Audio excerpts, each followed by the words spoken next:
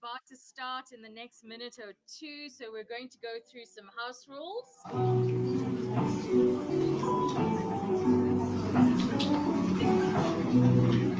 Kindly requesting you switch your phones off or move it to silent mode. The Wi-Fi details are as follows: NMCM guest, and you can follow the prompts to self-register. And the restrooms are situated to your left once you exit this room and pass the reception desk. So I think as long as I cover the Wi-Fi details, you've probably missed everything else.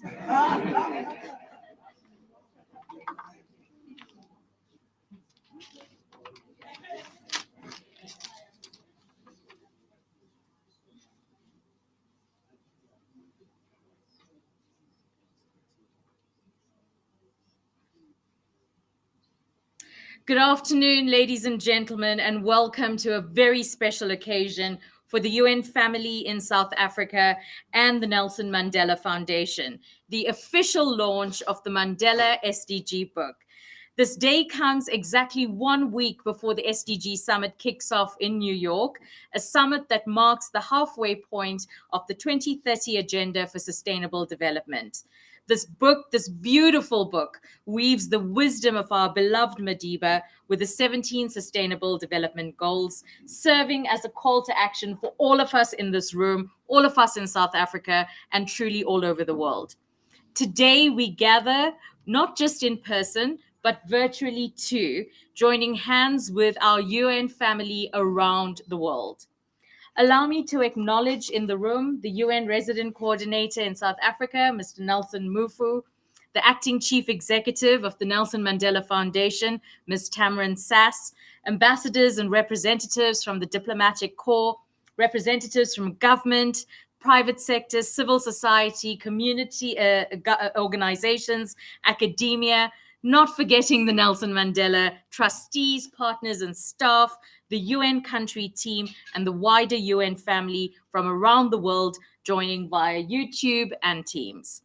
Your Excellencies, ladies and gentlemen, without further ado, allow me to welcome one of the hosts of today's launch, the United Nations Resident Coordinator in South Africa, Mr. Nelson Mufu. Prior to his appointment, the RC, as we fondly refer to him, served as Chief of Staff and Principal Strategic Advisor to the UN Deputy Secretary General, Ms. Amina Mohammed, since 2017. And during this time, he focused on the acceleration of system-wide and whole of society efforts on the SDGs, as well as the repositioning of the UN development system. But not only does he share the name of our beloved Madiba, he's very much dedicated to the values that Madiba espoused. Please welcome the UN Secretary General's designated representative in South Africa, our resident coordinator, Mr. Nelson Mufu.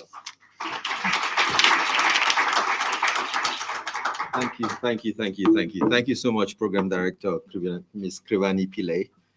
For a moment there, I thought you were going to try to read my whole bio, and I was about to vehemently protest. But thank you so much, really, to our distinguished guests and friends and partners who are in the room, and especially, of course, to the Nelson Mandela Foundation, its staff, its trustees, the leadership that is with us here today. We wouldn't be here if not for you all. So thank you, really. And of course, colleagues from the Diplomatic Corps and ambassadors and representatives who are here, I thank you for honoring this invitation and joining us as well to celebrate the life and the legacy of this truly global icon. Of course, we have in the room, I indicated, leaders from across different sectors, from the private sector, from civil society, think tanks, and generally just activists and media fraternity as well. So I thank you all for joining us as well. My UN family, of course, thank you for being here. And to my team that has been working endlessly to try to pull this off. We have a number of commemorative and advocacy events this week in the run-up to the UN General Assembly next week. So you can imagine we're really forging ahead full steam to try to ensure that Mandela's legacy not only resonates as it is already across South Africa, but also globally. It is a real honor, actually, to be here about a meter or so away from to my left, Madiba made one of his most consequential calls to action in 2008. That's when he actually said, it is in your hands, and I repeat, it is in your hands to create a better world for all who live in it. So this is really a special time and a special place to be launching something that we really have worked quite closely with the foundation to try to pull together. Madiba reminded the new generation of leaders and essentially every citizen, global citizen, so to say, around the world, that we all have the power and the duty to effect change in our troubled world. This powerful statement implores us to recognize that we're not helpless in the face of the world's challenges. It actually does the inverse. We are required to be agents of change and servant leaders for people and planet, equipped with the capacity to shape our societies, our future, our destinies, and our shared home, the earth. How we lead our lives, the choices we make, how we treat each other, how we treat the planet matters. How we spend our money, how we vote, what we advocate for, what we buy, what we produce, how we use energy, how we handle rubbish, how we protect and empower the most vulnerable. These all matter. The quality of our individual life choices impacts the fate of our neighbor, our planet, and our collective future. That's why the partnership between the UN in South Africa and the Nelson Mandela Foundation builds on that powerful clarion call for us to act, be like Madiba, because it is in our hands. So the booklet that my colleague mentioned, unfortunately, I don't have a copy to be able to hold up. The Nelson Mandela Sustainable Development Quotes Booklet is something quite, I think, important. And my sister, the High Commissioner from Kenya, was just saying, it brings to life something that could seem abstract. The 17 Sustainable Development Goals, 169 targets. But it brings to life in a way that is relatable because it links the SDGs to Mandela's call to action, his inspiring words of wisdom, I call them his pearls of wisdom, to the 17 SDGs, and also individual actions, indicative actions that we can all take to make a difference in the world, and also to create the type of world that we want to live in and that we want to bequeath to future generations. So it is really a practical guide, the book, and it provides these valuable tips that encourages all in our homes and our communities and in our society and in the global village, the world, to contribute to the achievement of the Sustainable Development Goals. So this official launch event comes at a very timely moment. I mentioned the UN General Assembly next week.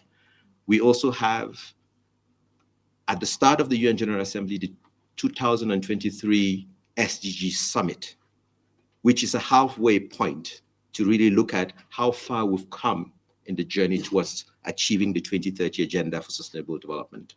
Are we on track? Are we off track? Are we doing what we're meant to be doing? Unfortunately, we're off track, and we need to course correct and embrace accelerated actions and really advance, as the UN Secretary General has said, a global rescue plan for people and planet that is driven by partnership and collaboration involving all segments of society, all stakeholders. That's why this event for me is a beautiful one, because it brings together stakeholders from government, from philanthropy, from think tanks, from the private sector, from civil society, activist groups, from the creative sector. And I thank you, our special guest as well, for joining us.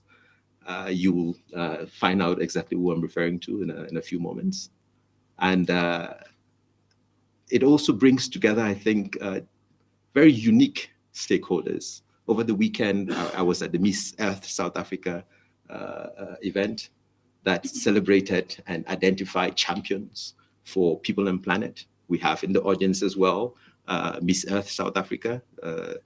It's a wonderful, I think, illustration of what it means for us to be servant leaders walking the path that we need to be walking, like Madiba called on us to do. We each have a role to play because every action has a reaction. Some refer to this as a ripple effect.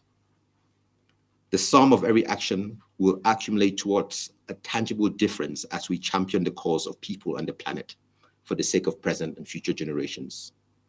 So as leaders, as individuals, in our businesses, in our organizations, let's take up this call. Let's do more. Let's think about how we are making a difference, because it is our hope that Madiba's words will ignite a fire of action, reinforcing the notion that everyone has a role to play in achieving the SDGs, being your brother and sister's keeper.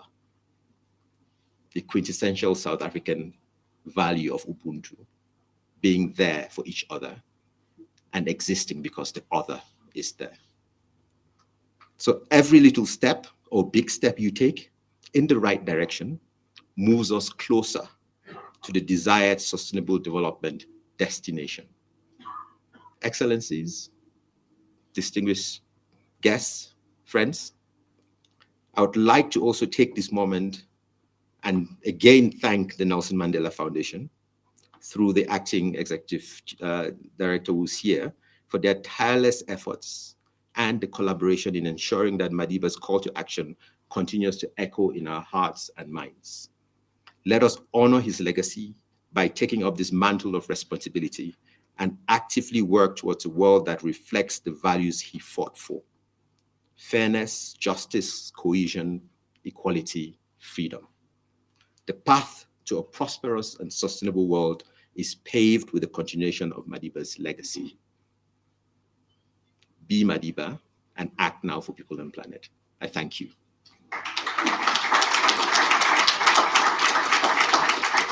Thank you very, very much, RC. I love that sentiment. Be your brother and sister's keeper. And it's all about also collaborating and co-creating. So this event is also designed with a big chunk of networking and getting to know one another after this. And so we hope that you take the RC's words to heart as you get to meet and greet one another after this event. Our next speaker is the head of Mandela Day at the Nelson Mandela Foundation, Mr. Gushwal Brooks. Mr. Brooks is a fervent believer in the power of education and dialogue. He's a legal mind, broadcaster, and a champion of the SDGs in his own right. Over to you, Gushwal.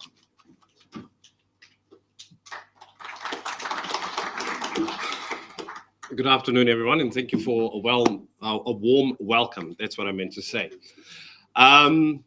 For us here at the Nelson Mandela Foundation, this is a seminal moment. This is a key moment because I think the one thing that stands out for me, and it's something that I find so amazing, is that the vast majority, if not all of the quotes that you will find in this booklet are quotes that came about before the Sustainable Development Goals were conceptualized as a concept. But I think that the one thread that runs from beginning to end, ultimately, is the notion of a world that is better equipped to make sure that it's a fair, greater place from a political perspective, from an economic perspective, from an environmental perspective. And I think all of us will agree that this is clearly something that resonates with us here at the Nelson Mandela Foundation, and I think with everyone in the room, that that's what's needed now. And I think it's evidenced in particular at this very moment by the fact that something needs to be done now, and it needs to be done very quickly. Because 7 years away from where we're going to look back on whether we've achieved the Sustainable Development Goals, we are faced with what is supposed to be spring here in South Africa, what is supposed to be autumn in the Northern Hemisphere, and we're dealing with some of the highest temperatures globally. From the ocean to the land, we're not going through an inconvenient heat wave where we need some fans, maybe up the aircon in this particular venue, but we're actually facing a global crisis at this stage. And this gives us an opportunity to bolster ourselves towards action. And I think ultimately it's not just about the beautiful words that the booklet contains, the sentimentality of the mere fact that we could link quotes by Madiba to the Sustainable Development Goals, but that it's a call to action, that real change is required.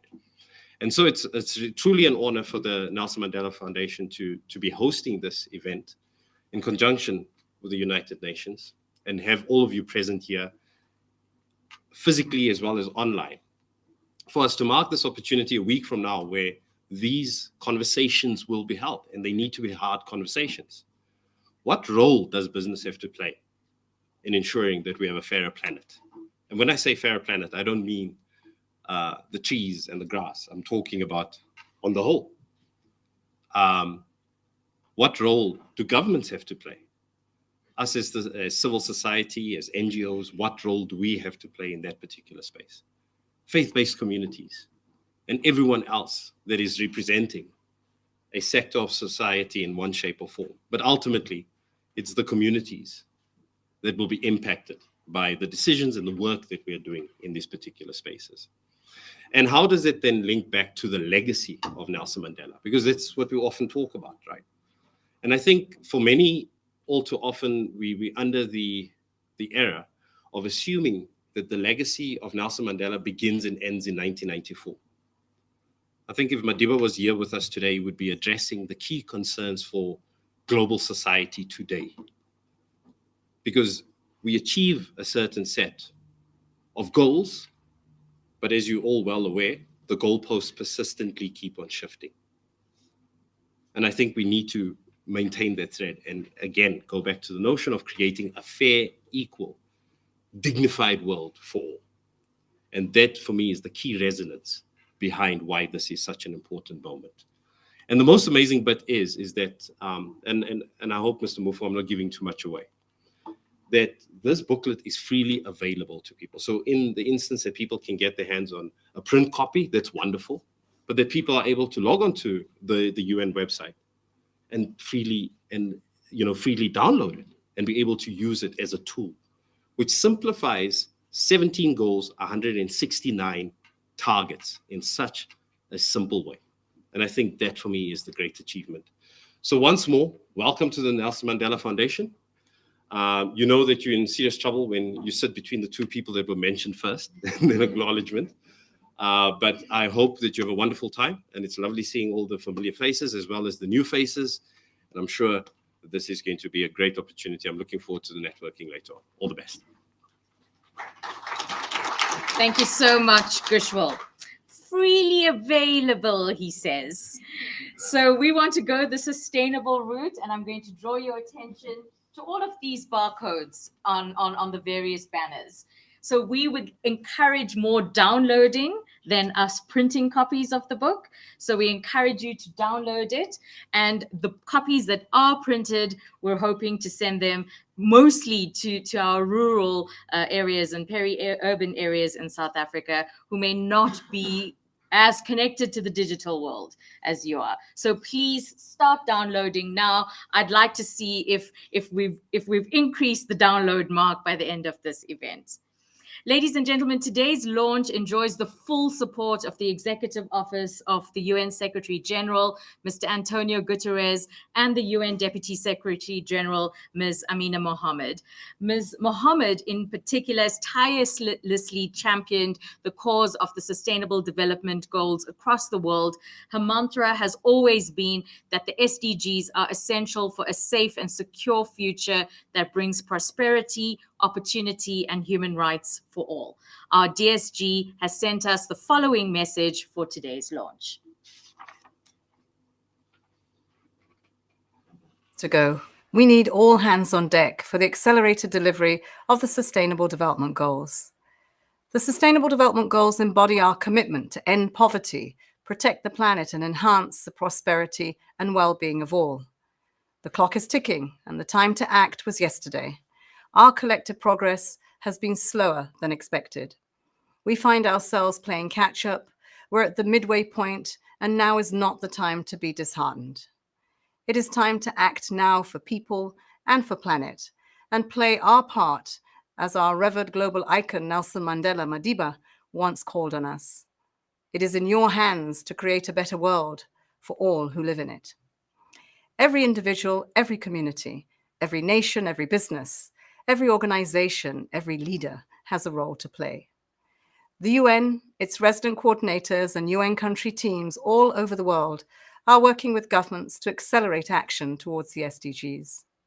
Congratulations to the government and people of South Africa, the Nelson Mandela Foundation, and the UN in South Africa, led by the resident coordinator, for this poignant contribution.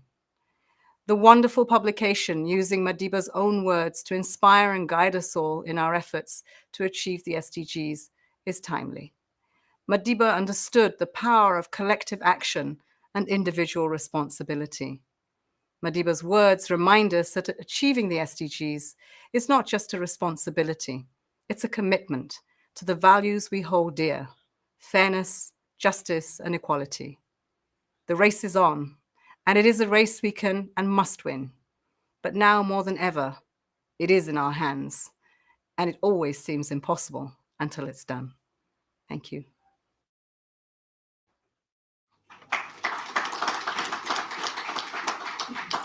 Thank you very much to our DSG. Now, we have an absolute treat in store for you with our keynote speaker and performer this afternoon. Our next speaker is a two-time Grammy winner, and only individual in South Africa to win 2 Grammys, a 4-time Grammy nominee, an 8-time SAMA winner, a 13-time SAMA nominee, 3 times with #1 hits on the US Billboard charts, the only South African musician to be #1 on the US charts ever, an ambassador to the SOS Children's Village for 24 years. He's a true maestro of the flute whose sound transcends boundaries and touches the hearts of millions of people around the world. We have the honor of welcoming the extraordinary Wouter Kellerman to our launch. And if you're a fan, you know that Wouter is just not a flautist. He's a musical storyteller who weaves emotion, culture, genre in every note he plays. He's captivated audiences across continents and earned critical acclaim for his outstanding talent. Ladies and gentlemen, join me in giving a warm and enthusiastic welcome to Grammy Award-winning artist, flautist, the one and only Wouter Kellerman.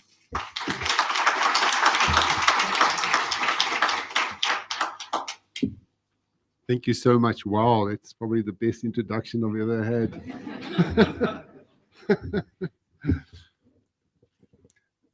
Your Excellencies, ladies and gentlemen, it's such a privilege to be here. I think we all know that music transcends boundaries, builds bridges, and connects people. So it's been my mission all my life to send positive energy into the world with music. And I would like to challenge my fellow Grammy winners and all musicians in general to use their network and their artistry to help facilitate the achievement of these sustainable development goals. So I wrote this next piece for Nelson Mandela, trying to paint his life with the colors of the flute. It starts with him growing up in his rural Transkei, where he was very close to nature and spent some time herding cattle. When I was writing the song, I was thinking about him sitting by his cattle, listening to the beautiful sounds of nature, which even then must have been tinged with a touch of sadness, showing what was to come. In the next section, he moves to the city, and the peacefulness of nature makes space for the hustle and bustle of city life and a train of events that would take control of his life. In the last section, he retires, finally has time to be peaceful again and spend time with his family. And the piece ends on an unfinished note, showing that even though his life is over, his memory and influence will carry on and sustain us far into the future.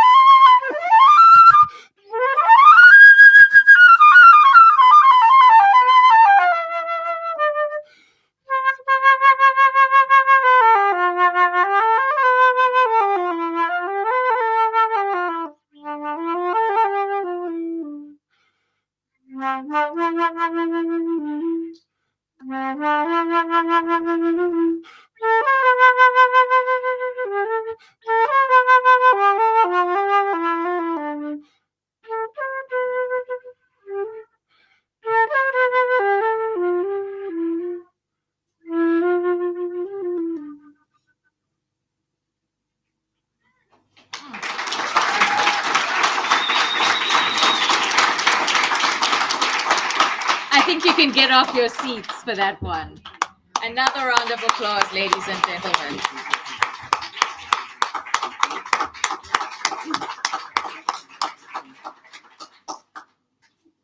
Through his flute, Wouter Kellerman becomes a catalyst for change as we launch our book today, inspiring us to embrace our inner rhythms, to dance to the beat of our hearts, and to strive for a better, more harmonious world.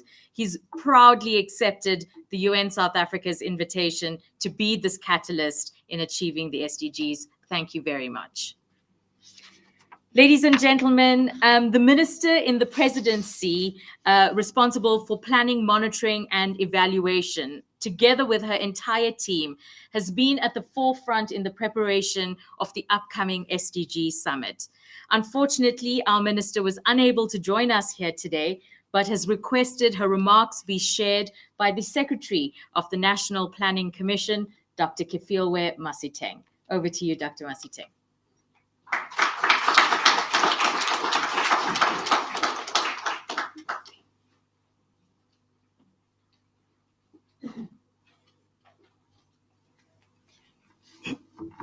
Thank you very much, Krivani. Good afternoon to all the distinguished guests.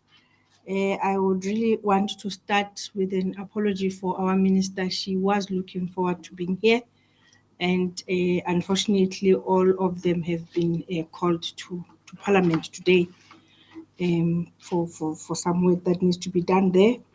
But she sent her regards, and hopefully she will be able to be with us, RC, tomorrow as we continue on this journey towards the summit.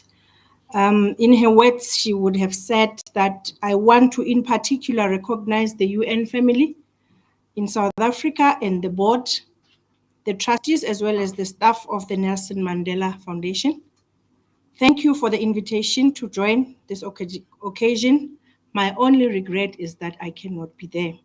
I want to congratulate the UN country team in South Africa, led by the resident coordinator, Mr. Nelson, as well as the Mandela Foundation, for the inspired idea, for the inspiration that you continue to instill in our country.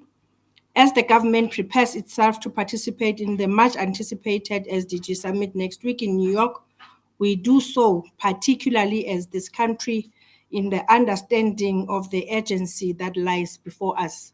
For us in South Africa to attain the aspirations of the Sustainable Development Goals, we do so through the implementation of a national development plan. And the support that we have received from the UN over the years, even in 2019, when we wrote our first report around how South Africa is doing in terms of implementation of the SDGs, we do continue to get the support from the UN team. Our beloved Mandela once said, "It is in your hands to create a better world for all who live in it." In South Africa, we say South Africa belongs to all that live in it. And we also say in South Africa that it is our future, it is for us to all be able to make it. So as we start to work on all these aspirations, whether at a country level, at a continental level, or yes, on the SDGs, we start to understand the words of partnership. We start to understand the words that say, leaving no one behind. We continuously start to understand what it is meant that all of us have got a role to play in the development agenda of our country, of the continent, as well as the development aspirations of the world through the SDGs. These words resonate deeply with the spirit of the sustainable goals. The SDGs, particularly at a global level, aim to transform our world into a place of peace, a place of prosperity, a place of sustainability, because what we do today should be sustained into the long future as the aspiration of the world. The SDGs are not merely a set of targets to be achieved by governments or by the United Nations. They embody a call to action. They embody what needs to be done across all sectors of society. It is a call that challenges each one of us in our individual capacities, capabilities, and abilities to contribute to the collective pursuit of a better future for all of us, leaving no one behind. We must also recognize that achieving the SDGs requires a whole of society approach. It cannot be done by government alone. It cannot be done by private sector alone. It cannot be done by civil society alone. Neither can it even be done by the contribution of an UN in a country on its own. Therefore, we talk about the work where government, civil society, private sector, and citizens come together in synergy, and I always add, in earnest, in making sure that when we say we leave no one behind, we don't feel in homes, we don't feel in hotels, we don't feel in stadiums. We talk and people continue to live in poverty while others continue to prosper and leave others behind. So I think it is a challenge to all of us. South Africa, under the leadership of our president, Cyril Ramaphosa, has made a commitment to the achievement of the SDGs. We recognize that achieving these goals is not an overnight endeavor. We always talk about the countries that have been able to deal with poverty are the countries that started to go into long-term aspirational developmental approaches and routes. A long-term journey that we are talking about should be that journey that requires sustained effort, abilities to work together. Of importance, there should be innovation amongst all of us, and particularly there should be collaboration and partnerships. Our government is fully committed to the provision of an enabling environment as South Africa supports the implementation of the SDGs, and it continues to foster the partnerships that should be there across the sectors. However, our efforts alone will not suffice. We need each and every one of us to be agents of change in our spaces. Let us continue to mobilize our networks. Let us continue to leverage our resources.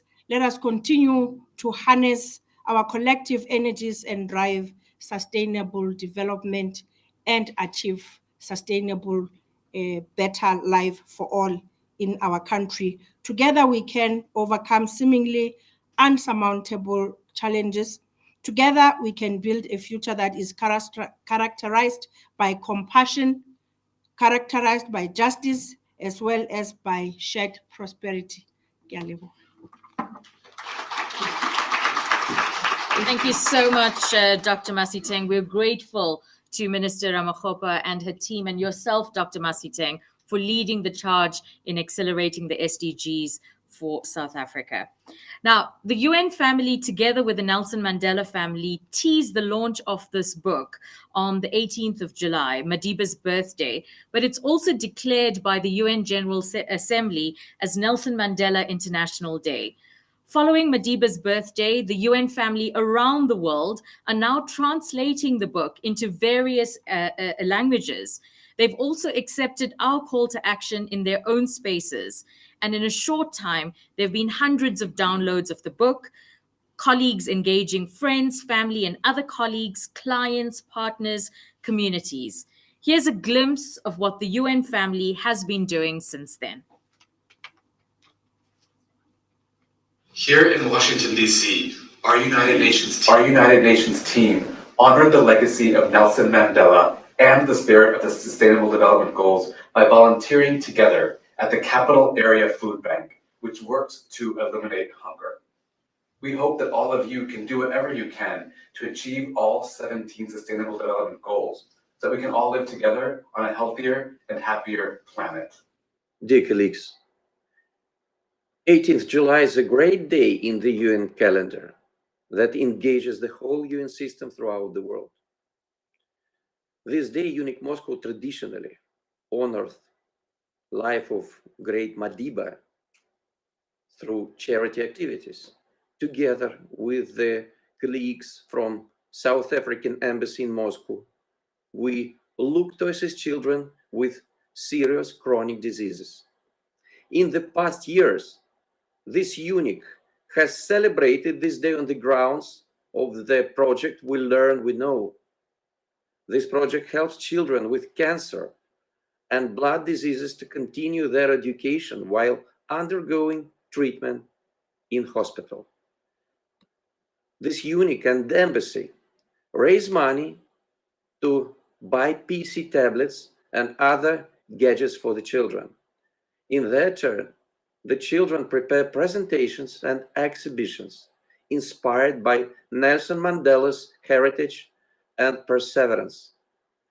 The children also recited Invictus by William Henley, Nelson Mandela's favorite poem in Russian and in English.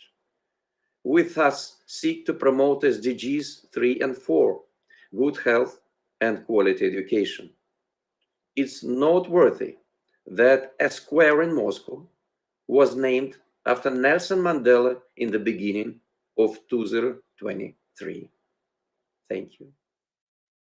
Here in Washington, D.C., Thank you so much to the teams who are joining us virtually. We just want to say hello from New York right up to Japan. Thank you so much for joining us, and thanks for accepting our call to action from Team South Africa. Ladies and gentlemen, we have another musical treat in store for you, this time from UN staff member, Dr. Pride Chikwedere from UNAIDS. Pride is not just a talented musician, but he's also a passionate advocate for global health. Today, he shares his talent of playing traditional mbira music from Zimbabwe.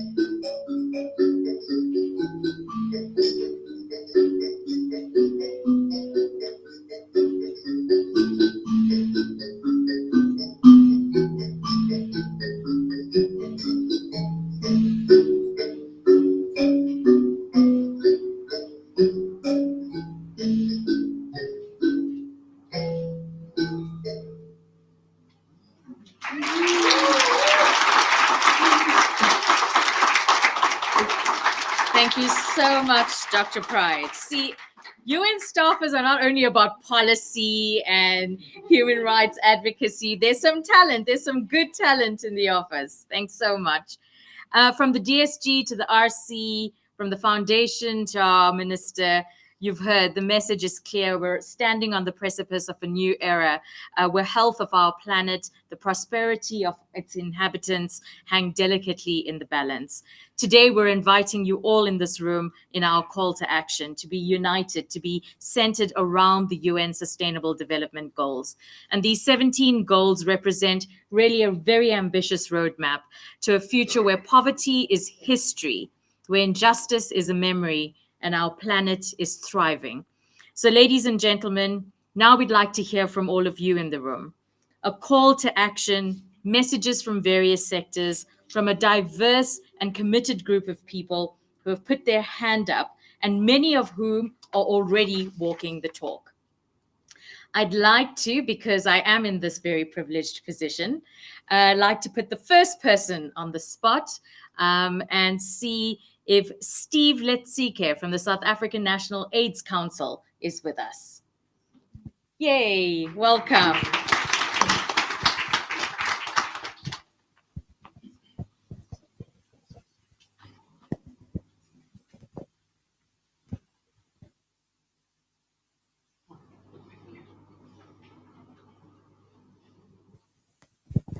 Thank you so much.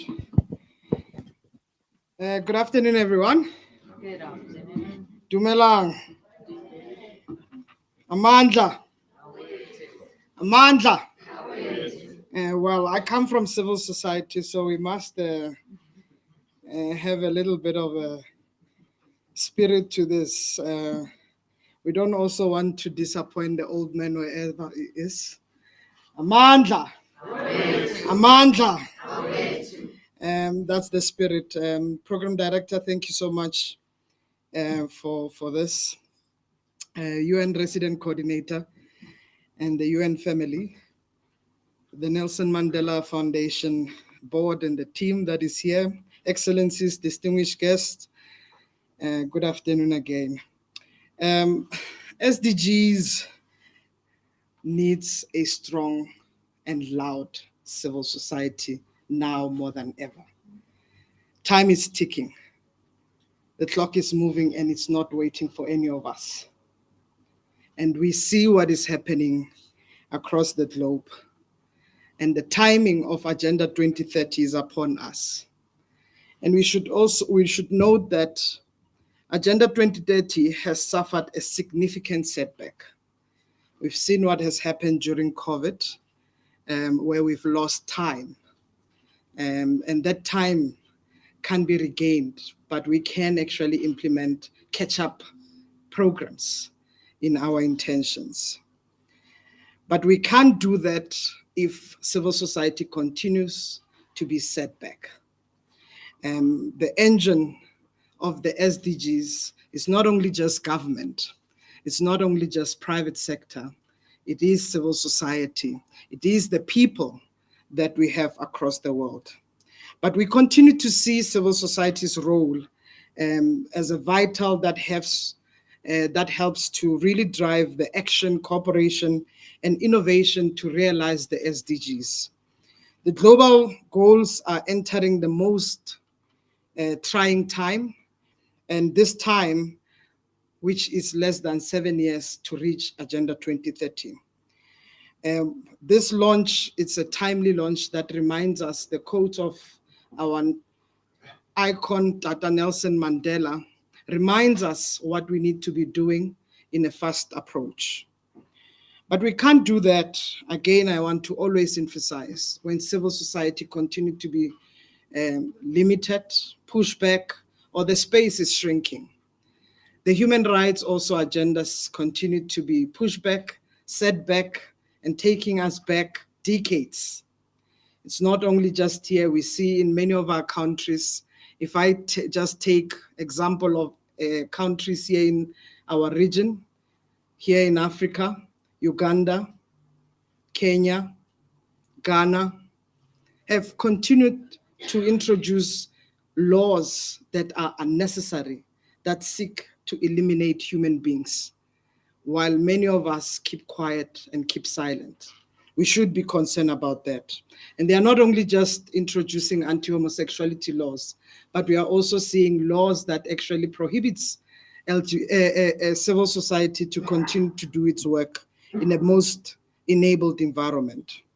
Now, we are coming here to make a call to action. What can be done for the next 7 years that are remaining? In fact, it's less than that. What needs to be done is our responsibility to recalibrate these SDG targets. Look at the progress, but actually look at what needs to be done for the next couple of years. If the engine of the SDGs is important, we will prioritize fostering a strong connection with communities. We will also ensure that the efforts that are contained in priorities by civil society, by government, by private sector, reinforce progress that demands the following: innovation solution, inclusive and open society, but also necessitate collaboration between stakeholders. It can't be done alone. The progress that needs to move from climate change, reaching gender equality, education, and prioritizing many other SDGs, these are key. No one SDG is important over the other. All SDGs are important, and we need to prioritize it with actions that are attainable, that are achievable with all partners in it. Secondly, as civil society is already active, we continue to raise our hand. We are organized.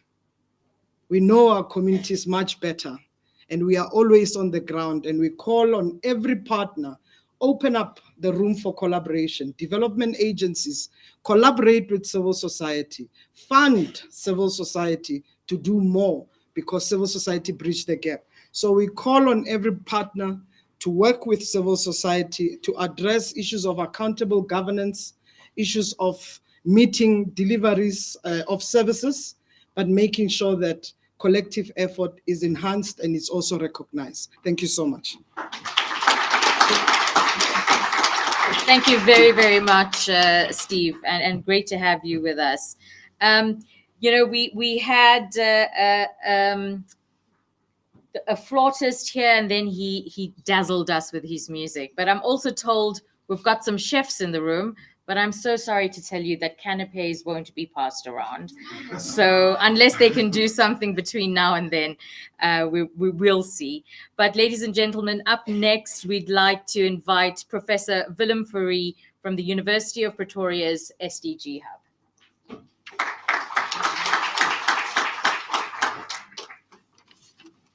Good afternoon, everybody.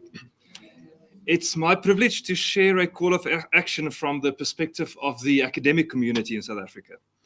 Now, ingrained into the fiber of the academic communities in this country and beyond is a sentiment also shared by Madiba. We need to deepen our collaboration if we want to achieve shared development goals.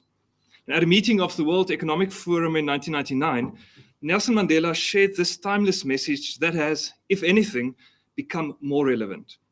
Allow me to adapt this message ever so slightly for today. In his words, the challenges we face here in South Africa combine many of the great challenges that face our global society. We need social stability that is based on socio-economic development. We must nurture tolerance, collective wisdom, and democracy. Like all countries, we must provide real personal safety and security against criminality and the abuse of human rights. He continues, some people argue that we should focus on our own immense problems and leave others to their own devices. But that would be contrary to a shared human morality, which will not let us desert our fellow human beings. Now, in a speech delivered at the launch of the Elders in 2007, Nelson Mandela offered specific advice to leaders, advice which I think the leaders who will gather in New York in September will do well to heed. In Madiba's words, we need leaders who are not arbitrary or arrogant, who will seek advice from expert organizations and work cooperatively with them. In New York in September, in his words, in my words, but in his words, we need leaders who will, in his words, not take the easy, short-term route, but who will support long-term sustainable approaches that address the root causes of the problems we face. I thank you. Thank you so much, Prof. Fourie.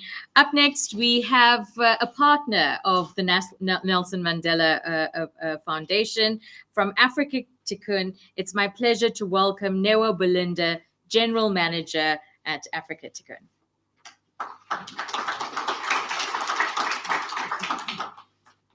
Thank you, Program Manager. Good afternoon, everyone. All protocol observed. Ladies and gentlemen, Nelson Mandela once said, I'm not a saint unless you think of a saint as a sinner who keeps on trying.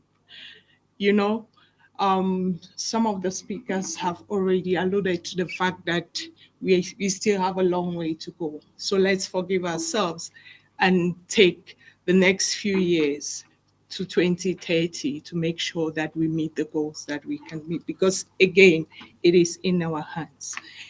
Thank you for honoring the invite, and most importantly, thank you for extending the invite to Africa Tikkun. My name is Newa Belinda, as I've been introduced, and I represent the entire 60,000 plus people at Africa Tikkun. And my job today is to say a few words in celebration of the man who inspired the book and who has once again brought us together under one roof. It is a great privilege to celebrate the launch of a truly remarkable book that pays tribute to one of the most iconic figures in modern history, Nelson Mandela. As we gather here to discuss Nelson Mandela's call to a better world, we are not only commemorating a book, but we are also celebrating the enduring legacy of a man whose life and actions have left an indelible mark on our world. Nelson Mandela's life story is one that resonates with people across the globe. His journey from a young boy in rural South Africa to becoming the symbol of resistance against apartheid and ultimately the president of a democratic South Africa is testament to the power of determination, resilience, and unwavering belief in justice. Mandela's story is a remarkable example of the transformative potential of a single individual when driven by a vision of a better world. The call for a better world, which is at the heart of Mandela's legacy, is not merely a noble aspiration. It is a call to action. It is a call for us to recognize our shared humanity, to confront injustices and oppression, and to work towards a world where all individuals, regardless of their race, creed, or background, can live in dignity and equality. Mandela's commitment to reconciliation and forgiveness, even after spending 27 years in prison, sets an extraordinary example of the power of forgiveness and the belief that people can change. His emphasis on dialogue and the peaceful resolution of conflicts reminds us that violence is not the path to a better world, but rather it is through understanding, empathy, and collaboration that we can overcome the most formidable challenges facing humanity. Let me introduce the organization that I represent through the SDGs that we are looking at. Africa Tikkun is an organization that started in 1994 and a significant year in South Africa. And we work with young people from cradle to career, the ages of 2 to 35. And the goals that we actually are contributing towards achieving are goal number 1, no poverty. And how do we do this? We work in specifically 5 different communities in South Africa: Diepsloot, Orange Farm, Alexandra, Mfuleni in Cape Town, and the inner city. And we actually work with people in that community. We choose those community, and we've actually put together centers of excellence, as we call them, to make sure that we help the community grow out of poverty. Goal 2, zero hunger. We have farms that we work in. We launched the Mandela Day actually was at one of our farms in Diepsloot, the Green Acre Farm, and that is where we grow products. And actually we planted trees to make sure that fruit trees in particular, to make sure that we try and solve the problem of hunger. Goal number 3 talks of good health and well-being. All our centers of excellence have clinics in it. So we provide holistic services to communities that we work with. A child that comes into our center has access to a nurse in the center. We don't send them to another person when we find out that they are sick. Goal number 4, quality education. We provide after-school support creches. Our creches are first class. We provide them to that community because they deserve it. And so we make sure children have access to computer labs, first-class computers labs with internet for them to be able to communicate well when they leave our centers. Goal 5, gender, that everything we do, we include it in it. We make sure that our participants are 60% females and 40% male. Decent work and economic growth. I think I can go on and on, but I want to end with the goal number 17, partnership for the goals, to achieve the goals. That is why all of us are here, and this is why we partner with, we really, really value our partnership with the Nelson Mandela Foundation to make sure that by 2030 we've contributed what we can and we should to meet the goals. This book reminds us of the timeless lessons we can draw from Madiba's thoughts and some of his most famous words. I hope it will remind us that we each have the potential to be a catalyst for positive change in our communities, our nations, and our world. We must heed this call and continue the work that Mandela began. In conclusion, Nelson Mandela's calls for a better world. It's not just a book, it is a beacon of hope and a source of inspiration. Let it renew your energy and refresh your perspective of your journey towards equality, justice, and a harmonious world. In his words, the The greatest glory in living lies not in never failing, but in rising every time we fail. Keep rising and enjoy the rest of the afternoon. Thank you so much, Ms. Nero Belinda. Ladies and gentlemen, I'm just looking at the time, and I'm spotting a lot of people that I'm going to put on the spot.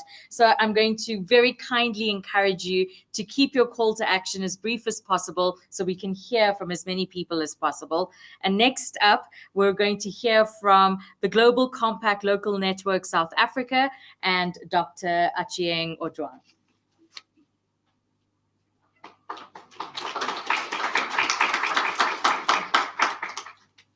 Thank you, Krivani. Thank you, Atsi, and the Nelson Mandela Foundation for the invitation.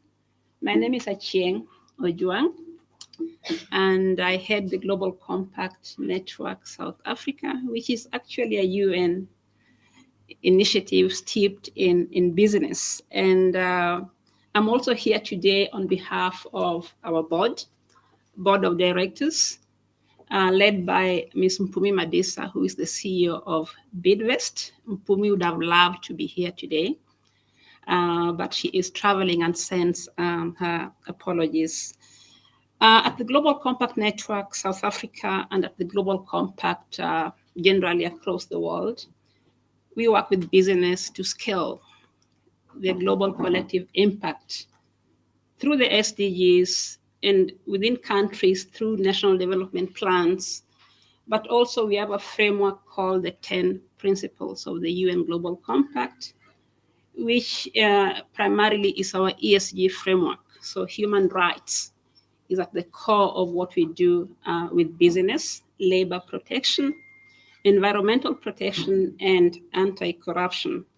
The SDGs really do give us a common framework to scale impact. And so I must commend the UN in South Africa, the Nelson Mandela Foundation, for really developing this book. I got it a while ago, so not today for the first time. And I was able to read through it and really excited by how simple and useful this book is. I think in the true spirit of Madiba, that we be as inclusive as possible. Anybody can use this book. I was looking at it and I can see the relevance to business. I can see the relevance to individuals and any other organization that works to really change lives for the better. I won't take too long, Krivani, but I wanted to say that part of what we do in the network is to really answer that question: how is business performing on the SDGs? And we support them in that process through a variety of ways. The one initiative we are currently doing is assessing how they've performed on the SDGs. And we do this work in support of government through Dr. Masiteng at the NPC. You may be aware that in 2024, next year, we will formally, as a country, report back to the UN member states on how we have performed so far. We first reported back in 2019, as Dr. Masiteng indicated. And in our engagement with business, before I give my call to action, I wanted to say that the preliminary findings coming from business, because we have started on this process. Companies across South Africa, and I think we've looked at around 90 of them already, and it's ongoing work, so this could change. But I wanted to give you, just key insights coming out in terms of what they're prioritizing when they look across all the SDGs. And I'm going to give you the top 5, and they're actually in this order of priority. And usually when business are picking the SDGs to drive impact on, it's either because those are the SDGs where they have a negative impact, or where they think that they can use their leverage or influence to drive greater impact. So it's either positive or negative, it doesn't matter. But this is what they are. And number 1 on that priority list is SDG 8 on decent work. South African businesses at number 2 are prioritizing climate action. Number 3 is SDG 4 on education. and then SDG 3 on good health and well-being. And the fifth one on that priority list is gender equality. As we go to the, towards next year to the VNR, we will continue to bring you more insights that gives us a bit of a peek or meat onto how South African businesses are doing across the SDGs. But today, in light of this incredible book, I think our call to action always is for business to keep scaling up. We are off track completely. We are really off track. So we are asking business to scale up. We like to use the word ambition. We ask business to be more ambitious. We are asking business to collaborate with civil society, collaborate more with government, collaborate more with each other as business, and let us try and salvage the goals ahead of 2030. So in closing, just to give our support to South Africa, our support to the work that the UN does in South Africa, our support to the public sector, to civil society, and all those who are also putting their efforts to make lives better for everyone. So thank you very much, Krivani. Thank you. Thank you very much, Achieng. Our next speaker is somebody that I'm going to call up from the diplomatic corps, and my apologies for breaking any protocol by just putting you on the spot. But before I call her up, we have the Miss Earth Collective in the room. So in the efforts of saving time, if I could ask the following people to get ready and to briefly let us get ready to give us your call of action: the Miss Earth Collective, the Chefs Association of South Africa, and Activate Miss Tebogo Siping. But first up, ladies and gentlemen, please help me welcome Ambassador Catherine Mwangi, High Commissioner of Kenya in South Africa.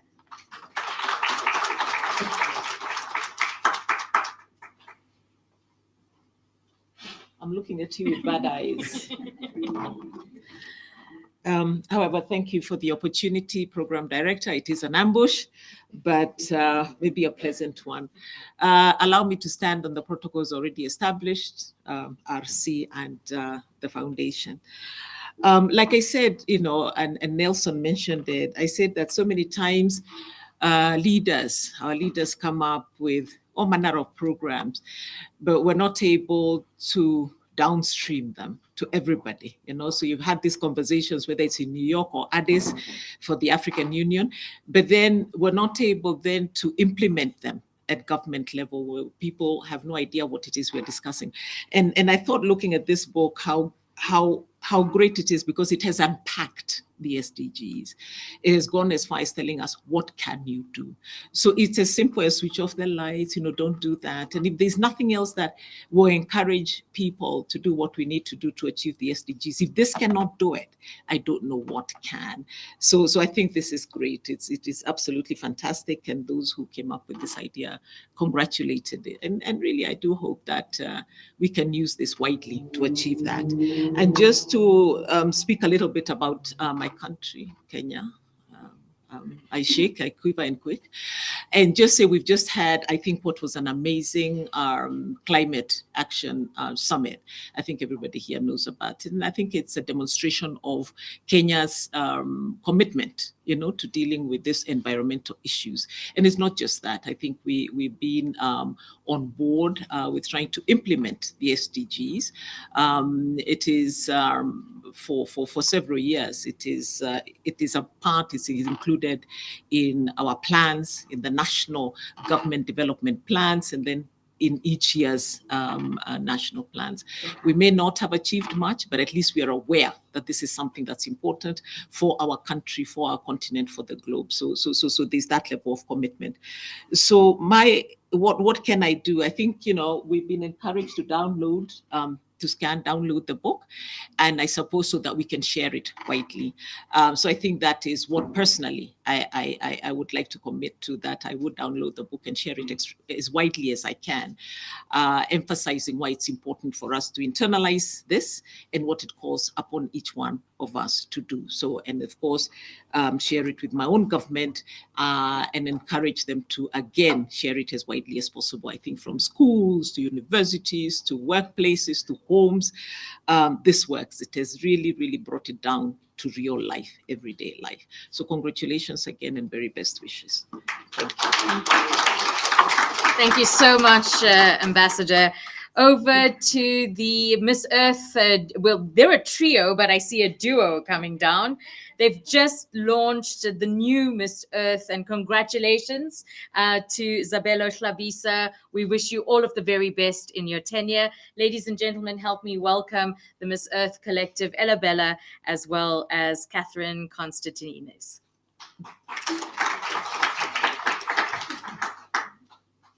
Good afternoon.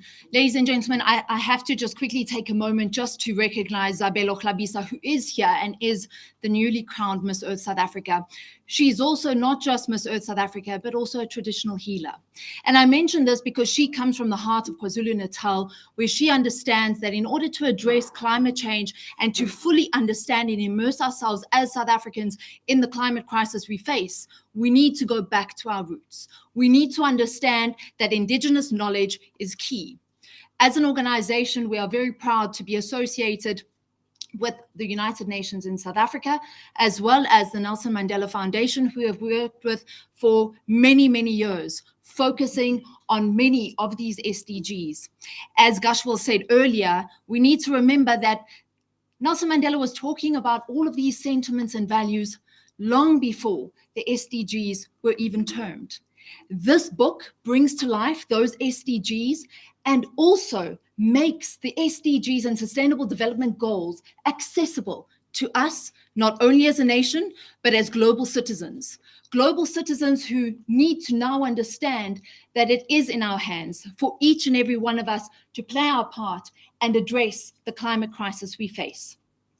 I'd like to also just really, our call to action is to ensure that we take everyone on the journey with us, that we make climate challenges and the Sustainable Development Goals accessible to everyone, not just accessible from an access point of view that this book, I hope, reaches hundreds and thousands of people the world over, but accessible in the sense that we can no longer just address these challenges from a diplomatic, governmental, or academic perspective. We need to make them realistic. And this book doesn't just give us those goals, but gives us actions that are going to allow people everywhere in different corners to understand what it is that they can practically go and do. How do we really start thinking differently? How can we become advocates for the SDGs from every corner of the earth? Each and every one of us can and must be an earth warrior. And so to the earth warriors that live in each and every one of us, I hope they come out and become more active each and every day. So to the UN in South Africa, Mr. Mufa, thank you so much for this opportunity to be here, but to be a part of a journey where each and every one of us does play our part and brings the Sustainable Development Goals to life. Thank you. Thank you so much, Catherine and the Miss SA team. Up next, Miss Tebogo Sepeng from Activate.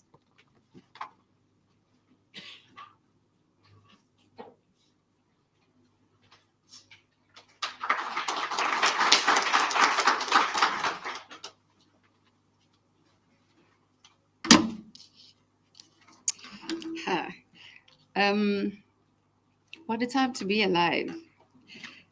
My disclaimer is that since I came from hospital, I cannot memorize long text, but I did write this myself. And unfortunately, I will have to read it, but it's from my heart, which is the only place I always know how to speak. So it is true that every generation does indeed always blame the one that goes before it. And it is, of course, not without merit, because I think we can all safely say that in the times that we're living in, that so much has and continues to go wrong, in the watchful eyes, I'm sorry, I need to take this off. I'll start again. That it is, of course, true that every generation does always indeed blame the one that goes before it. And it's, of course, not something that is not without merit, because so much has and continues to go wrong under the watchful eyes of our elders. It's not from a lack of trying, but we can certainly say that what is being done is not enough. which places then the mammoth mandate of getting the accomplishment of the SDGs to the finish line on the bending shoulders of young people across the world. From South Africa to South Sudan, from Yemen, from Ukraine, from India, and the list goes on and on to every corner of the globe. Certainly, the attainment of the targets of the SDGs is way behind where it should be by now, requiring a significant shift in the remodeling of the how, requiring a significant shift in how we move, in requiring a significant shift in where we move. Would we find you in the streets of the township if we called you at this very time on a Monday afternoon? Is an important question for all of us to answer, because we've become too comfortable with bricks and mortar, and yet everything is falling apart in the everyday lives of citizens in South Africa and the world over. Would you answer the call if you were asked to speak up and contribute that which you possess to the things that are important to others and not yourself? And that is the call to action that we really need to respond to, all of us holistically, as leaders, as young people, and those who are not in the room and those who are never in the room. It is time for us to find them and to find the space for ourselves to be uncomfortable, because there is a level of urgency that is required for us to act in ways that have never been required of us before, whether we possess the ability, the capability, the resources or not. This certainly does require the urgency of the creation of greater spaces at the table for young people, not only to participate, but also to be equipped and empowered to really take ownership of the SDGs, and also to be at the forefront of leading the addressing of the challenges of our times. We tokenize young people. We speak at young people. We speak of young people. And I think the time will come when young people will have known what their voice is valuable for. And unfortunately, the ears of them will be open to those who care not about what needs to go right, but what needs to go wrong for people to claim power. It goes without saying what is happening in Central and Western Africa. It goes without saying what has happened in Zimbabwe, in spite of the SADC representation, that we can accept that democracy can become something that people question, which they are, because they're saying, what is the purpose of it if it does not represent my interest as a young person? What is the purpose of it if my voice is not heard? And what is the purpose of it if I don't see myself represented in my basic human rights as a citizen, not only of South Africa, of the region, but also of the world? And so to this, I say that we need to act with a level of urgency, because not succeeding is no longer an option for any of us. When things go wrong, we do not have 10 years, 5 years, not even 2 years to get South Africa right. We become very diplomatic with this country because, yes, it is very beautiful, but it is in a fragile state. We are in a precarious state. Are we willing to speak the truth beyond the bilaterals is the question that I keep asking the diplomats. The people who come and sit here on the front rows, I say you do have a front row seat to our elders and our leaders. And it is to you that we shall ask you to account on behalf of those who are not in the room and those who are not able to speak of themselves, for themselves. But my call to action today, my mandate is to speak to young people. And to this I say, to all young people across the world, and perhaps to the leader in each of us who are present in this room and those who are joining us digitally. I say, in the name of your counterparts that are battered and bruised, those oppressed for speaking out, in the name of the displaced and the hopeless, those still dying from hunger while the world destroys tons of food each day, in the name of those who are born in and are doomed to die in poverty, for the sake of those who die too young in the hands of their own leaders, or the nameless who die beyond their borders in search of greener pastures, I say to you all, to those who are willing and able, the time has come for us to arise. The time has come for us to arise, to answer to the call of the action of our times. For hard as it may seem, the season definitely has come for all of us to stand up and be counted. And while we all possess in our all little ways, especially the young people, very little material and financial resources, what they do certainly possess, what you do certainly possess as a young person, is the ability to carry your agility, the agility of your youth with vigor. It's for you to know that your resilience to stand no matter what is thrown at you is going to become your most greatest asset as an individual in society. What young people do possess is the power of their combined numbers.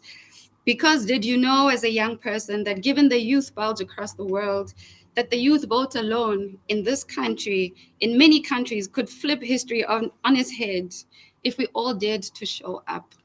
If we are all going to dare in November to get young people to register to vote, to go door to door to your neighbor, to your cat, to your dog, to your mouse, and say, this is the time for us to do the right things. Politicians do it. And why don't we? We've become so complacent, we've become so comfortable. So I am leaving with a call to action here, and I say door to door on that weekend. Your sister, your brother, your relatives, your boss, your neighbors, we all need to show up, because there is no purpose for us to quote this man if we do not do what he did, which is what people don't understand. And they say, how was he known above many? It's because when nobody was watching, he was going into the taverns, he was going into the rural areas, he was going into the schools, he was going into the homes. And yet, when the time came for him to speak, people could recognize him because they knew him by name and by face. And these are the things that we need to task and challenge ourselves as the people of today. I will close, I promise. I say to young people across the world and to everyone definitely present in this room, I say arise with your head, your heart, and your mind, ensuring that no other young person shall be left behind in the quest of eradicating poverty and inequality in our lifetime. Arise to lead in your small pockets of influence, undeterred and unapologetic in holding those who lead us accountable. Arise to take on the baton of leading the sustainable agenda from the ground up, to ensure that the legacy that you yourself will pass on as a young person to those who come after you as one that you can carry and instill with pride. It is, of course, a challenge that was never meant to be easy, but in the words of Nelson Mandela, he did say that it all does seem impossible until it is done. Thank you. I was not going to stop. I was not going to interrupt that. And please give her another round of applause. She's been under the weather, and she really answered our call to make the call. Finally, and very quickly, I'd like to welcome Chef James Khoza from Chefs Association South Africa and Chefs with Compassion.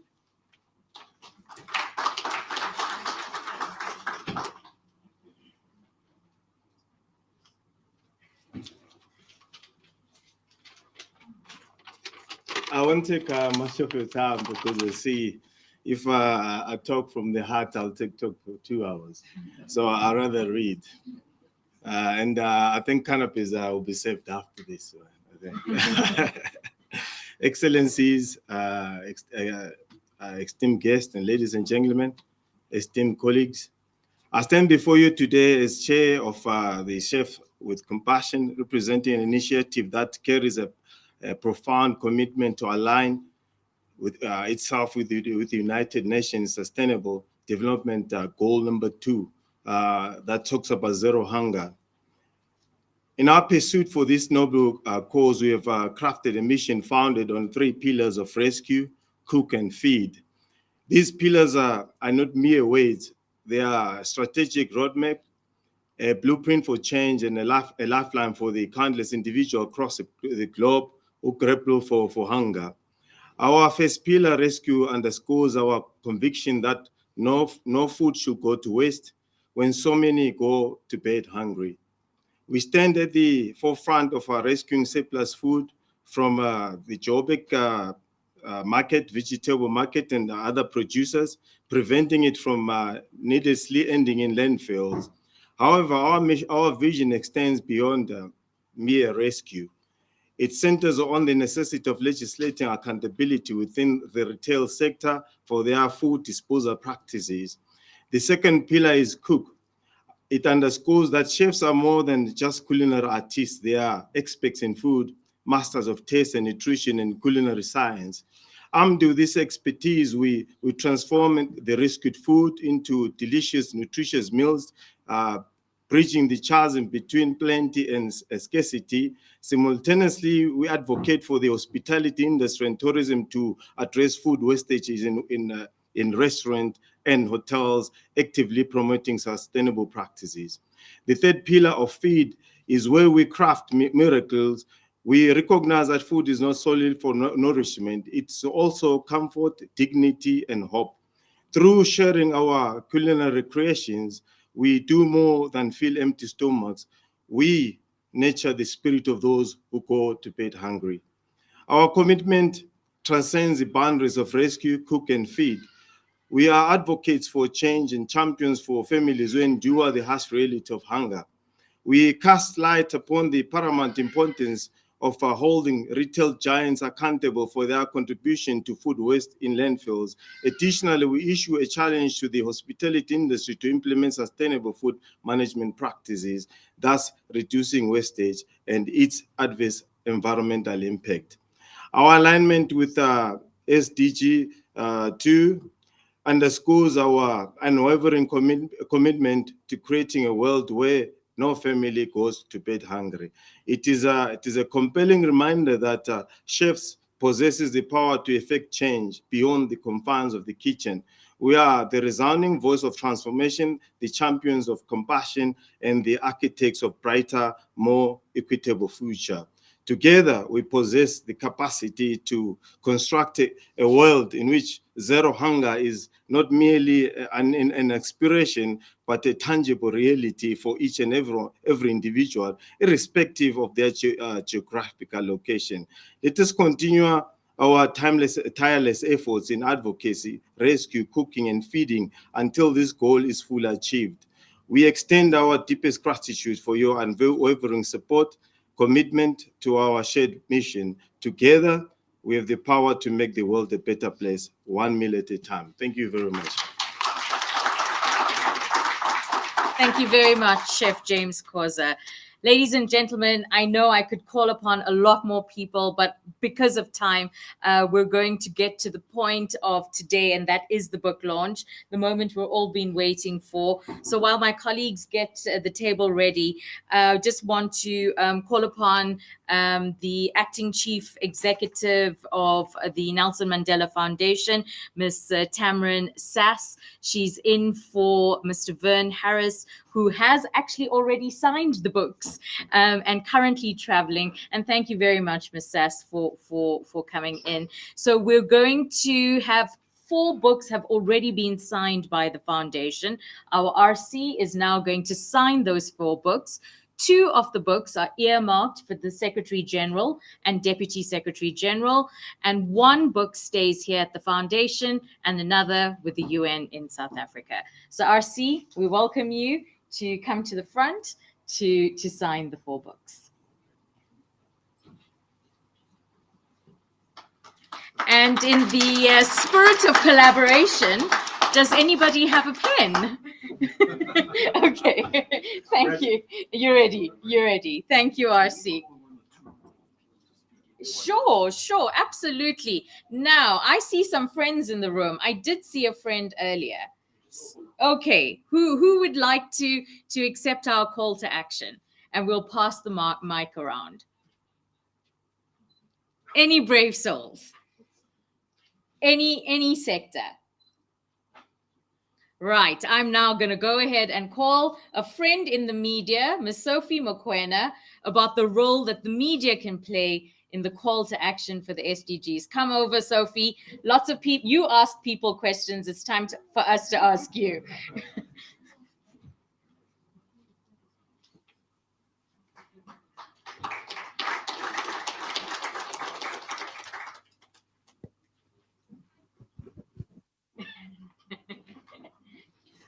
You are so unfair, Krivani, but I will try.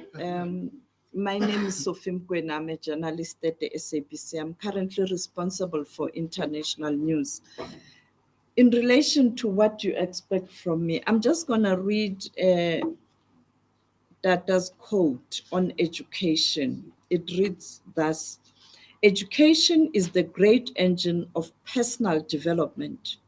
It is through education that the daughter of a peasant can become a doctor, that the son of a mine worker can become the head of mine, that a child of a farm workers can become the president of a great nation.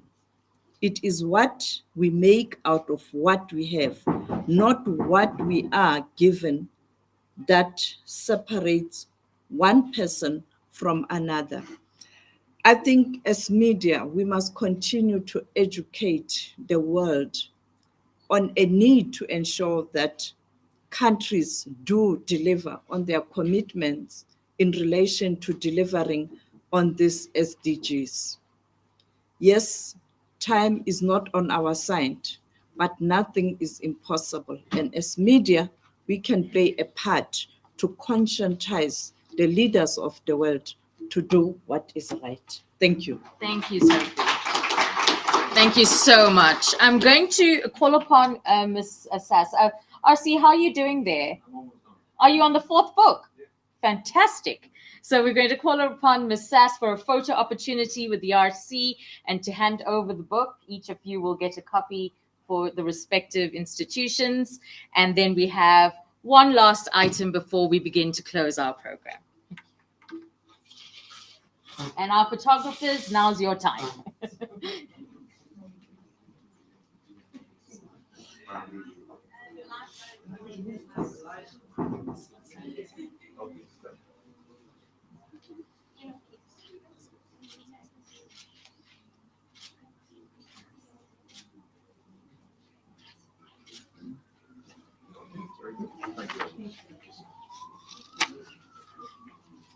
Thank you very much to the RC and Ms. Sass. Up next, we have a handover of a piece of art that was created by a very passionate environmental activist, Ms. Netanya Buerta.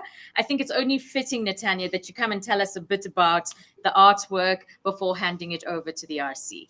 Thanks.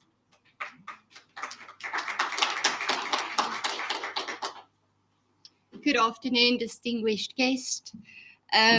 So I wrote an art statement so that we can secure the provenance of this art piece, and how fitting the previous SDG quote was about education, because thinking back as a youngster who grew up in a little mining town, daughter of a miner, I can come and stand here proudly and boldly as an artist. So ladies and gentlemen, please allow me the opportunity to read you a message from the last correspondent. As I write to you from the depths of the ocean of my being, I find myself entranced by a remarkable mosaic art piece I have encountered in my travels across the cosmos. It stands before me, a human torso, but within it lies a profound tale yearning to be unveiled, the story of the last correspondent. This mosaic, a kaleidoscope of colors and textures, speaks of the urgency of our times, a poignant reminder of the tremendous impact of climate change on our world. As I trace the lines and patterns of each tile, I feel a sense of romanticism intertwined with sorrow for the state of our precious planet. In this mosaic, my heart is laid bare, for it is said that I, the last correspondent, am present here, woven into the very fabric of this creation.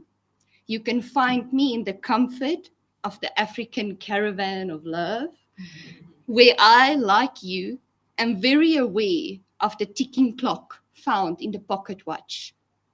I am woven into the very understanding that we cannot keep rolling the dice on the lives of our people, but it is time to wake up and smell the roses, as it is evident, although we chase but profit, we cannot chow the penny. Perhaps it is a piece of my weathered heart, aged like patina on ancient artifacts, that I wish for you to see. Or perhaps it is a piece of me so bloody broken by witnessing the ravages of time and human folly that I long to conceal it within the folds of my being. The human torso standing boldly in the face of adversity, serves as a symbol of resilience and strength. It reminds us that even when the weight of the world bears down upon us, we must rise, unyielding in the face of challenges.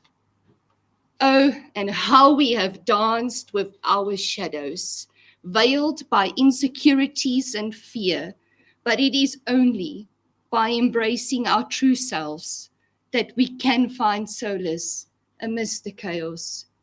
And see the free-flowing patterns adoring this mosaic mirror, the winding river of life, a testament to the twists and turns we encounter in our journey. Life, like a river, flows with boundless energy, carrying us through moments of joy, sorrow, and transformation. Each tile, a story in itself, tells from the lands of which it hails, from the ancient sands of Egypt. The mysticism of Bastet graces the neck of this piece. Bastet, the lioness goddess of the Egyptians, her fierce nature once feared, now tamed with the domestication of the sacred cat. May this serve as a reminder of the agreements and the conversations everyone had in Egypt at COP27. How we yearn for the wisdom of the past, a connection to the wellness of our people and our planet, and ancient traditions, as Catherine said, indigenous knowledge systems, now being ushered into an ever-expanding, postmodernist, and scientifically curious society. The tiles have journeyed from lands far and wide, each a testament to the diverse cultures and ecosystems that makes up our beautiful earth.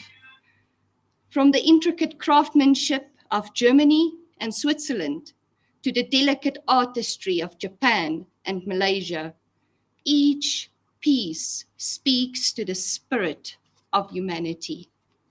From the untamed wilderness of Kenya and South Africa to the vibrant life of Brazil and Italy, the stories attached to these tiles resonate to the rhythms of nature, a call to protect the fragile balance of life. The intricate tales from the Netherlands, the UAE, and Portugal reminds us of the power of innovation and cooperation. From the rich heritage of China and Spain to the resilience of England, these tiles weave a tapestry of human endeavor. And from the wild expanses of Botswana and Namibia, we learn of the untamed beauty that must be safeguarded for generations to come.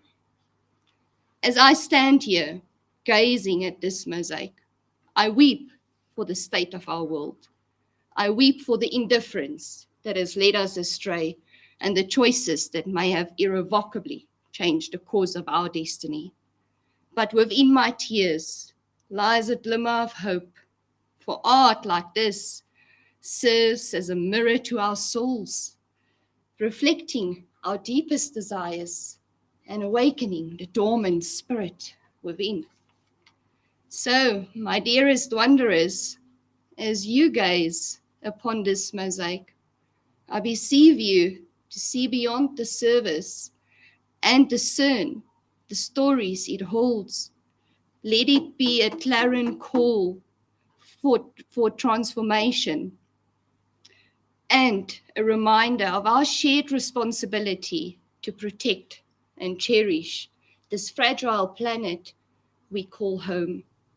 With the mosaic's every brushstroke, may we find the courage to confront the challenges that lie ahead. And as I continue my travels, the last correspondent bearing witness to the unfolding tapestry of existence, I truly hope that one day I will have the privilege to share with you tales of a world renewed, where love and care have healed the wounds inflicted upon our earth. Yours in eternal wanderlust, the last correspondent. I thank you. Thank you so much, Natanya. No, please don't go. We'd love for you and the RC to have a picture next to the artwork.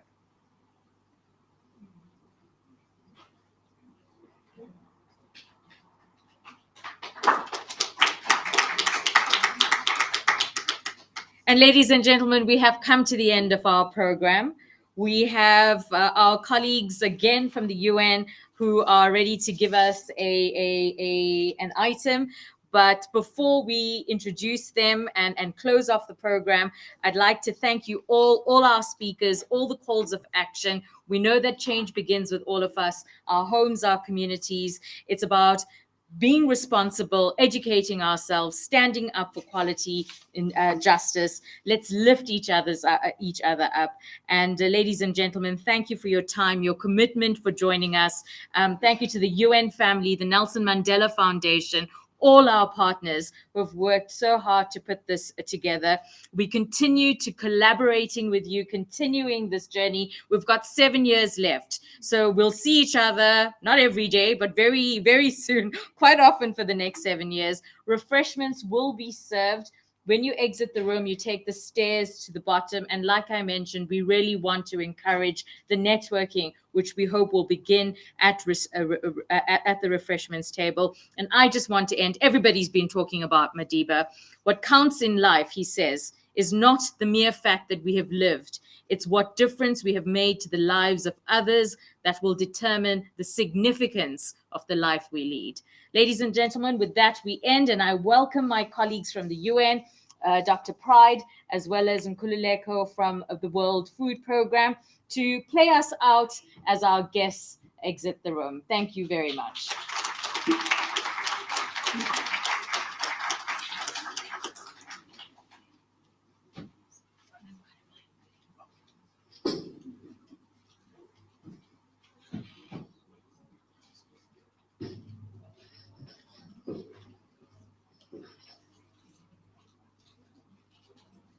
Good afternoon.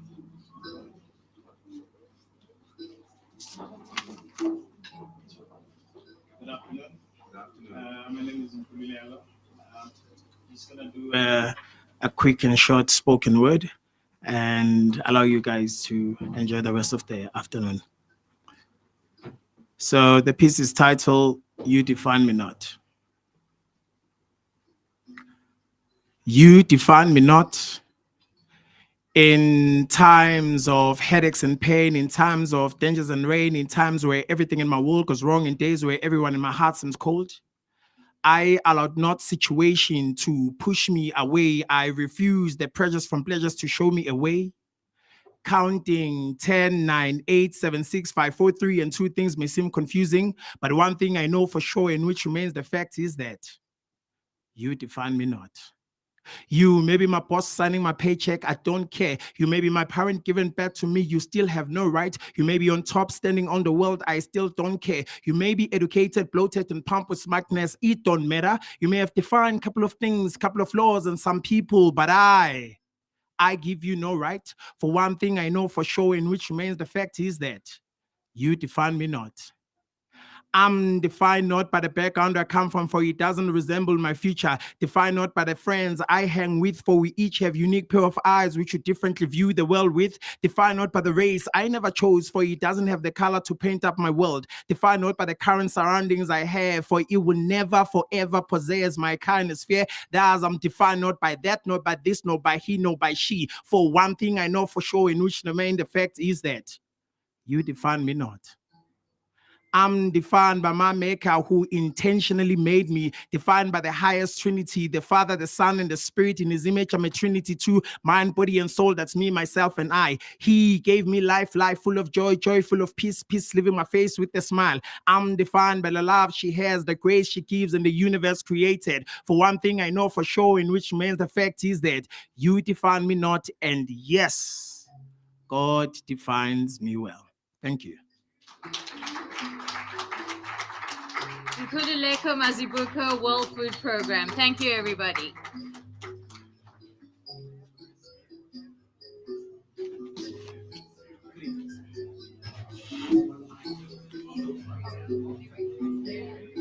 thank you very much to our colleagues who've been joining online. The event has now closed. Okay? Yes.